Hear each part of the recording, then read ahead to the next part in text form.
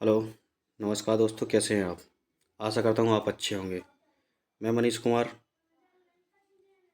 आपसे मैंने बोला था कि वर्णमाला का जैसे ही हमारा थ्योरिकल पोर्शन कंप्लीट होगा, हम हिंदी वर्णमाला के टॉप 20 क्वेश्चंस की सीरीज कुछ लगभग 40-50 सवाल जितने भी क्वेश्चंस होंगे वो हम कंप्लीट करेंगे। मैंने जो क्वेश्चन इसमें सम्मिलित किए हैं वो यूपी ट्रिपल एससी के क्वेश्चन लिए हुए हैं, और साथ ही जो 2021 में 2021-20 में हमारा जो सब इंस्पेक्टर का एग्ज़ाम हुआ था उससे भी मैंने क्वेश्चन लिए हैं, और उत्तर प्रदेश लेखपाल से भी मैंने कुछ क्वेश्चन इसमें लिए हुए हैं। तो इसी प्रकार जो सीरीज़ चलेगी हमारी लगभग 2 से 3 कुछ सीरीज में क्लास में हम ये टॉप 20 क्वेश्चंस की ख़त्म कर दें, यानी 20-20 क्वेश्चन के साथ हम पढ़ेंगे। और इसमें 20-20 क्वेश्चन ही पढ़ेंगे ताकि क्लास अगर ज़्यादा क्वेश्चन सम्मिलित करते हैं तो क्लास बड़ी हो जाती है। और अगर अभी तक आपने मेरे यूट्यूब चैनल को सब्सक्राइब नहीं किया है तो मेरे यूट्यूब चैनल को सब्सक्राइब कर लीजिए, ताकि क्लास आपको डायरेक्ट आप ऑनलाइन देख सकें। वो बेल आइकन को जरूर दबा लीजिए ताकि सबसे पहले आपके पास क्लास का नोटिफिकेशन पे पहुंच जाए। मेरे यूट्यूब चैनल का जो नाम है वो हिंदी बाय मनीष सर है। इस पर आप सर्च करेंगे तो क्लास मिल जाएगी। चलिए देरी ना करते हुए हम अपनी क्लास को कंटिन्यू आगे बढ़ाते हैं। तो क्लास जो हमारी है, क्लास में पहला क्वेश्चन हमारा स्टार्ट होता है। इसको हम थोड़ा जूम कर लेते हैं। क्लास में जो हमारा पहला क्वेश्चन होता है वो है, हिंदी में जो मूलतः वर्णों की संख्या कितनी है? तो हमारी जो वर्णमाला है उसमें जो कुछ जो वर्णों की जो संख्या मानी गई है वो 52 वर्णों को हमने सम्मिलित किया हुआ है। ठीक है, 52 वर्णों में कैसे होते हैं? एक तो हमारे 13 स्वर हमने अर्थ के आधार पर लिए हुए हैं, और 33 जो हमारे व्यंजन हैं, 2 वो 4 संयुक्त व्यंजन हुए, 4 अंतःस्थल व्यंजन हुए, और सारे मिक्सर करके पहले पढ़ चुके हैं हम कि किस प्रकार 52 वर्ड बनते हैं। चलिए इसी क्रम में हम दूसरा क्वेश्चन पढ़ते हैं कि भाषा की जो सबसे छोटी इकाई है उसे क्या कहते हैं? तो भाषा की सबसे छोटी इकाई को हम वर्ण कहते हैं। अगर यहीं पे क्वेश्चन आ जाए कि भाषा की जो लिखित सबसे छोटी इकाई है तो उसको भी हम वर्ण कहेंगे। ठीक है ना, वर्ण कहेंगे। और अगर लिखित इकाई आ जाए तो भी वर्ण है। अगर ध्वनि आ जाए कि भाषा की सबसे छोटी मौखिक इकाई क्या है तो वो ध्वनि कहते हैं। हम उसको क्या कहेंगे? ध्वनि। ठीक है दोस्तों, ध्वनि कहेंगे। आगे चलते हैं, हम नेक्स्ट क्वेश्चन पे चलते हैं। नेक्स्ट क्वेश्चन जो हमारा है कि जिस स्वर के उच्चारण में 2 मात्राएं लगती हैं, जिस स्वर के उच्चारण में 2 मात्राएं लगती हैं उन स्वरों को क्या कहते हैं? बताइए, इसका आंसर बताइए। तो देरी ना करते हम अपना नेक्स्ट क्वेश्चन पढ़ते हैं, चलते हैं। यानी जिन स्वरों को जिनमें से 2 मात्राएं लगती हैं उनको हम गुरु स्वर कहते हैं। गुरु स्वर यानी कि दीर्घ स्वर भी कह सकते हैं हम, गुरु स्वर कहते हैं। यानी ऑप्शन सी हमारा सही होगा। ठीक है, आगे चलते हैं हम। आगे जो क्वेश्चन है, इनमें से जो समृद्ध स्वर कौन सा है? समृद्ध स्वर जानते हैं आप? इसमें मुंह जो हमारा लगभग आधा ही खुला रहता है, आधा खुला रहता है, यानी कि इसका तो आंसर अपना ई हुआ। लेकिन इसमें से हमारे 4 समृद्ध स्वर होते हैं। 4 समृद्ध स्वर कौन कौन से होते हैं मैं आपको बता दूं।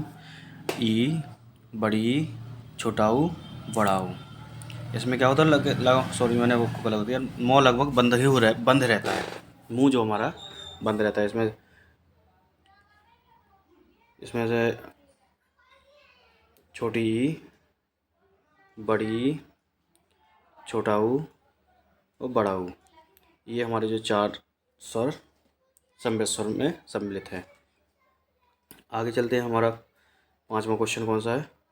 5वां क्वेश्चन है कि जिन वर्णों का उच्चारण स्वतंत्र रूप से होता है उन्हें क्या कहते हैं? तो बताइए, जिन स्वरों का उच्चारण स्वतंत्र रूप से होता है उन्हें क्या कहते हैं? तो उन्हें कहते हैं हम स्वर, उन्हें हम स्वर कहते हैं। ठीक है ना दोस्तों, आगे चलते हैं हम इसी क्रम में। जो नेक्स्ट क्वेश्चन है हमारा, नेक्स्ट क्वेश्चन कौन सा है? हिंदी वर्णमाला में स्वरों की संख्या कितनी है? ये सबसे ज़्यादा डिबेट वाला क्वेश्चन रहता है कि हिंदी वर्णमाला में स्वरों की संख्या कितनी है। तो मैं आपको बता दूं कि जो हमारी वर्णमाला है, कंप्लीट अक्षरों का अगर वर्णमाला है तो उसमें 13 स्वर माने हैं। लेकिन इसमें से जो अयोगवाह क्वेश्चन स्वर होते हैं उनको हम मिश्रित नहीं करते, लेकिन इसमें री हम मिश्रित करते हैं, री सी वाली। तो इसी प्रकार जो हमारे क्वेश्चन स्वरों की संख्या मानी गई है वो मानी गई है 11। ठीक है। और अर्थ के आधार पे हमने स्वरों को, ये तो हुआ हमारा क्वेश्चन, लेकिन अर्थ के आधार पे स्वर जो है हमारे 10 है। ठीक है। आगे चलते हैं। क्वेश्चन नंबर 7, इसका आंसर बताइए। जो ध्वनियाँ ना स्वर है ना व्यंजन उन्हें क्या कहते हैं? जो ध्वनियाँ ना स्वर है ना व्यंजन उन्हें कहते हैं, बताइए। उन्हें कहेंगे हम अयोगवाह, यानी कि ना तो स्वर है यानी अंग आहा, ना स्वर है ना व्यंजन, इसलिए उनको अयोगवाह कहते हैं। ठीक है। किसके बिना कोई व्यंजन उच्चारित नहीं किया जा सकता? तो बताइए, मैंने आपको बताया था कि कोई भी व्यंजन बिना स्वर के उच्चारित नहीं किया जा सकता, यानी इसका आंसर होगा कि बिना स्वर के, यानी कोई भी व्यंजन हम बोलेंगे तो उसमें हमें स्वर की सहायता ही पड़ेगी। ठीक है दोस्तों, आगे चलते हैं। Question number 9। क्वेश्चन नंबर 9 में बोला गया है कि संयुक्त व्यंजन का उदाहरण। संयुक्त व्यंजन का उदाहरण कौन सा है इसमें? तो संयुक्त व्यंजन का हमने बताया था कि जो संयुक्त व्यंजन हमारे वो 4 होते हैं। संयुक्त व्यंजन हमारे 4 हैं। कौन से? एक तो सिरा होता है, एक छछत्री वाला होता है, एक त्रा त्रिशूल होता है हमारा, और एक ज्ञागार है। यानी ये हमारे जो है 4 संयुक्त व्यंजन होते हैं। ठीक है। आगे हम चलते हैं। Question number 10। क्वेश्चन नंबर 10 में कह रहा है कि हिंदी शब्दकोश में जो छाछत्री है, हिंदी शब्दकोश में छाछत्री का यानी छाछत्री का क्रम किस वर्ण के बाद आता है? तो किस वर्ण के बाद आता है? वो आता है हमारा का के बाद, क्योंकि छाछत्री जो मिश्रित होता है वो किस किस से होता है? का प्लस शा, यानी इन दोनों के मिश्रण से होता है। तो यानी कि छाछत्री का जो वर्णमाला में क्रम के बाद आता है तो का के बाद आता है। ठीक है दोस्तों, आगे चलते हैं हम। Question number 11। क्वेश्चन नंबर 11 में क्या कह रहा है? क्वेश्चन नंबर 11 कि कौन से व्यंजन अंतःस्थ व्यंजन है? तो कौन से व्यंजन अंतःस्थ हैं? का खा गा ये तो है नहीं, ये कंठ कहलाते हैं। ये कौन से कहलाते हैं? कंठ हैं। चा छा जा ये तालु है। पापा बा इनको ओष्ठ कहते हैं। इनको कहते हैं ओष्ठ। ठीक है दोस्तों। और जो अंतःस्थ व्यंजन है वो है या, रा, ला, वा। या, रा, ला, वा को हम क्या कहते हैं? अंतःस्थ व्यंजन। आगे चलते हैं हम। Question number 12। क्वेश्चन नंबर 12 में क्या कह रहा है? कौन सी, यानी निम्न में से किसका उच्चारण कंठ से किया जाता है? तो कंठ से किसका किया जाता है? कंठ ध्वनि कौन सी होती है हमारी? का, खा, गा, घा, या। तो इसमें से कौन सा है?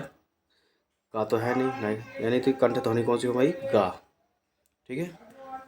ये हमारी दंत हुई, ये हमारी ओष्ठ है, ये तालु। ठीक है दोस्तों, आगे चलते हैं हम। इसमें से 13वां क्वेश्चन जो क्या कह रहा है? इनमें से किसका उच्चारण स्थान ओष्ठ है? तो ओष्ठ कौन कौन सा है इसमें से? ओष्ठ मैंने पहले बता दिया कि पा वर्ग का सारा 5वां अक्षर ओष्ठ कहलाती। पा, फा, बा, भा, मा। ये कौन सा हमारा? ये कंठ है, ये दंत है, ये तालु। आगे चलते हम। Question number 14। क्वेश्चन नंबर 14 में क्या है कि पा वर्ग का उच्चारण स्थान कौन सा होता है? तो पा वर्ग का हमने बताया आपको कि ओष्ठ जो होता है वो हमारा पा वर्ग कहलाता है। पा वर्ग के 5 अक्षर ओष्ठ व्यंजन कहलाते हैं। पा, फा, बा, भा और मा। नेक्स्ट क्वेश्चन कौन सा है हमारा? नेक्स्ट क्वेश्चन है 15वां। मूर्धन्य, अल्पप्राण और अघोष व्यंजन वर्ण का उदाहरण कौन सा है? तो मूर्धन्य व्यंजन, पहले मूर्धन्य में कौन कौन से होते हैं? मूर्धन्य में टा, ठा, डा, ढा, णा। इसके बाद अल्पप्राण कौन से होते हैं हमारे? अल्पप्राण होते पहला, दूसरा। ठीक है ना। तो इसी से अगर हम देखें तो पहले तो मूर्धन व्यंजन केवल एक ही हमारा टा वर्ग। तो इसी प्रकार यानी अल्पप्राण भी पहला ही है, तो यही हमारा आंसर होगा। ठीक है। नेक्स्ट क्वेश्चन की ओर चलते हैं हम। नेक्स्ट क्वेश्चन है 16वां क्वेश्चन। 16वां क्वेश्चन कौन सा है हमारा? कौन से व्यंजन जो है तालु व्यंजन है। तालु बोले यानी कि यारा अलावा ये अंतस्थ व्यंजन है। का खा गा घा ये हमारा कंठ है। पा फा बा ये ओष्ठ व्यंजन है। तो तालु व्यंजन कौन सा हुआ? चा छा जा झा। ठीक है, ये अंतःस्थल है, ये हमारे कंठ है, ये ओष्ठ है। नेक्स्ट क्वेश्चन कौन सा है हमारा? नेक्स्ट क्वेश्चन है निम्न में से किसका उच्चारण स्थान कंठ है? यानी कंठ है। कंठ के पहले हमें देखना होगा वर्ण कौन कौन से होते हैं। कंठ होता है का खा गा घा णा। तो का खा गा, तो इसमें से हमारे जो कंठ के व्यंजन हुए, कंठ के इसमें दोस्तों टाइपिंग की थोड़ी मिस्टेक हो गई है। इसमें से आप देखेंगे कि बी और मतलब गा खा दोनों के दोनों कंठ हैं, यानी कि दोनों के दोनों ऑप्शन हमारे राइट माने जाएंगे। ठीक है दोस्तों, कि दोनों के दोनों कंठ ध्वनियाँ हैं।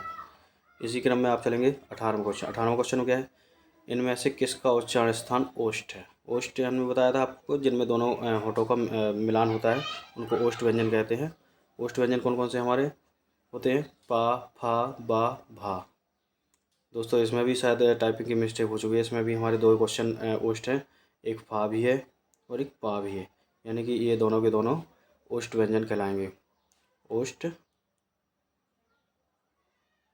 व्यंजन है हमारे। ठीक है दोस्तों, चलिए देना करते हुए 19वां क्वेश्चन हम पढ़ते हैं। 19वां क्वेश्चन है बा वर्ग का उच्चारण स्थान कौन सा है? मैंने आपको बता दिया कि पा फा बा भा ओष्ठ ध्वनियाँ कहलाती है, यानी कि ये ओष्ठ व्यंजन कहलाएगा, ओष्ठ। ठीक है दोस्तों, चलते हैं नेक्स्ट क्वेश्चन। लास्ट क्वेश्चन है हमारा। लास्ट क्वेश्चन कौन सा है? मूर्धन्य अल्पवर्ण और अघोष व्यंजन निम्नलिखित में कौन सा है? तो टा ठा डा ढा, टा ठा डा ढा। तो जो हमारा मूर्धन्य ध्वनि है, पहले तो मूर्धन्य ध्वनि कौन सी है? टा वर्ग का होता है। टा वर्ग में केवल एक ही है ठा, तो यानी कि ये हमारा इसका राइट आंसर होगा। दोस्तों क्लास आपको कैसी लगी? अगर अच्छी क्लास लगी हो तो प्लीज़ शेयर एंड सब्सक्राइब जरूर कीजिए। बेल आइकन को जरूर दबा दीजिए। धन्यवाद दोस्तों।